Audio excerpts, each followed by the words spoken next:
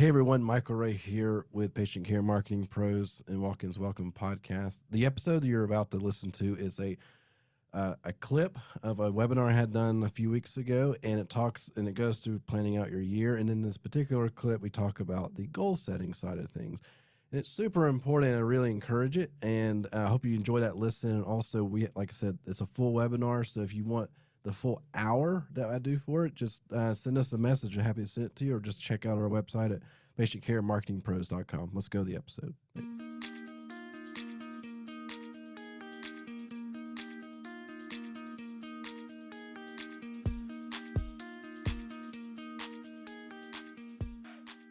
Clear goals. And when we say clear, we mean like these are attainable. We call them SMART goals, but attainable goals that are realistic, that you can actually go after. They're not pie in the sky stuff, and it would actually move your company forward. And so it's aggressive enough where it makes sense too. And yeah, success is goals, all else is commentary. Yeah, exactly. Thank you, Brian Tracy, for that. But yeah, once you get your goals, it's just wind in your sails, which is all, once everything's obvious and then we're all on the same path, on the same page, get your staff on the same page, it makes a huge difference. Because the second you have question marks about things like that, you start to lose, and you have to remind yourself of that. So even talking about the goal side of things. So 1,979 interview, 19 interview grads, 84% no specific goals, 30% had goals but not written down, 3% had clear. Think about that number. Think how bad that is. So like 3% only had clear written goals. That's not good. So just think about like you're in the abnormal if you have clear written down goals. And then you can see right there, 13% of the class who had goals were earning on average twice as much as that had no goals at all. Just think like they had clear goals. And then the 3% who had the clear written down goals, 10 times as much as 97% put together.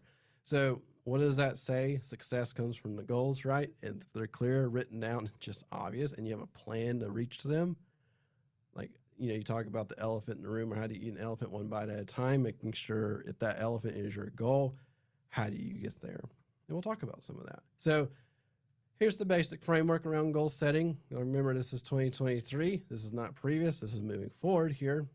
You need to have written down goal plans. So look at your previous. What do you want? Like, what did you like about 2022? What did you like about it? What did you not like about it? Did you hit your goals? Did you have goals? That's a real question. Did you actually have goals written down that you were good, that type of thing?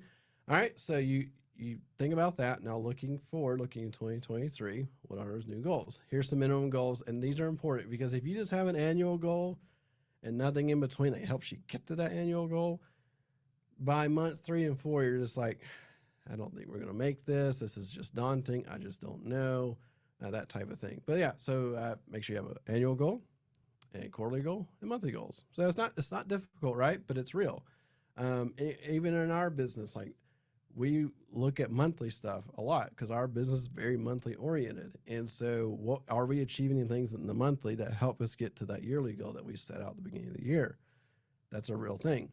Have a stopping point at the beginning of each new year and in the quarter to reflect, because you have to reflect. Like, what did we do wrong? Why did we miss the goal? Why did we make the goal so well in this month, but not the previous month? What was the difference? Because that, when you start to reflect and fine tune, you start to figure out the issues pretty quickly. And then, so let's talk about that. Let's talk about your revenue target. How much is that? How many calls would that require? On average transaction, what is your value on that? So these are breaking down numbers. These are things that we actually go through with any time we talk to a new potential client. We go through this, like, where are you at? Where do you want to be? What does it look like from a monthly standpoint? What's your conversion? We'll go through some of that in just a second. And how much are they worth? And then we can track that out and say, all right, well, if you're spending this much, we need to make sure we get to this level so you're making money with us and not losing money. And sometimes it's a reality check. I've had people in the past I talked to where, I want to spend this, and this. I say, well, do you have the capacity? Like, what do you mean? Like, can you handle this level? Well, no. Do you plan to grow and add more staff? No, I'd rather not. Well, I don't know. Like, is this a good fit or not for you? You have to kind of rethink that, because sometimes you want like a high, awesome revenue target, but maybe you don't want to deal with the support staff and the hiring and the growth that goes with that revenue. So just have to think through that, because as we, your problems at one level change at a different level. So if you're doing $100 worth of business, it's a lot different than doing $1,000 worth of business. The problems start to change for sure. All right. So here's numbers to what we were just saying. You have a 1.5 annual target, 1.5 million, 125,000 a month. If your patient value is 405, which may be high for some, low for others, just an average we're picking, how many patients do you need a month to make that happen? This is really basic math, but it's a reality check, because you went from that big, hairy $1.5 million number to 308. So 308 is your number, right? Like, I know I am reaching my target if I break 308 with a 405 patient value. Now, if you go into 3 months into it and you find out that your patient value is higher or lower, you can make adjustments to your how many you need per month. And if you're not sure, look at 2022. Look at your number of patients that came in through the door, new patients or paying patients, how you want to describe it. Take the whole year, because you now have that data in front of you. So you had 1,000 patients, right? Or we'll say 1,200, so that's 100 patients a month average.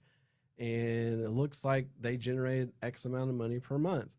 Well, then you can kind of figure out, well, there's my average patient value. And remember, it's average, not your high, not your low, not, this is not your copay. This is like ultimately how much that patient was worth to me when they came to visit. That's how you have to think through. It's pretty basic math, but it's a reality. And you have to, it's not hard, but it's such an easy way to check in how things are going. Because for a company, that, profit's super important, but you need revenue as like your starting point, and then looking at your profit later, because you may find that your value of your patient's not high enough for a good profit, or maybe it's bringing in tons of profit, so you have opportunities to lower it to bring in a higher volume. Who knows? You are, you have your own unique situation, but this is that building block you can work on. Yeah. So what's your average conversion rate from a caller to a book call? This type of data can be pretty difficult to determine sometimes, especially if you don't have software and systems that can help with this. But reality is, it's kind of simple in terms of if you find out that your conversion's like 50%, which would be fantastic. Probably is not that high, but it's a reality. It could be. And you want to get that 308, I'm sorry, not 308, but 308. 50%. So you need like 600 calls coming in to make that happen. Sounds like a big number, right? But that's what you have to play with. You have to play a reality check, because you don't want to be disappointed at the end of the year. Like, they can get close to my goal, and it may be based on bad data or a bad expectation. Yeah, exactly right here. So I'm talking about the 55%. I went 50 in my head, 560. Like I said, it sounds like giant numbers, but once again, you kind of have to see where you're at currently. Where can you go with it? And then here's a full breakdown. So this is the things that you can take that, the sheets and stuff that we'll send out to you. This is stuff you can just plug right in, and it gives you some basic information. And once again, it's simple math. It really is, but it's a reality, because then you start saying, all right, looking at all this data right here, you can see conversion rates. And then if it averages out, it costs $8, $10, $15, $20 to get a new patient in the door. And if you figure that out, it's like, okay, on average, it costs me 10. It says 8 here, but I'll say 10 for ease of numbers. So $10 for a cost to get that person there, right? Now you can multiply it out by the number you need, and all of a sudden you have a budget number you could work with.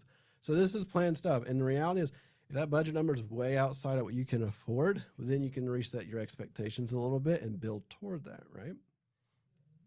I really hope you guys enjoyed that episode, that clip from our webinar that we had done a few weeks ago.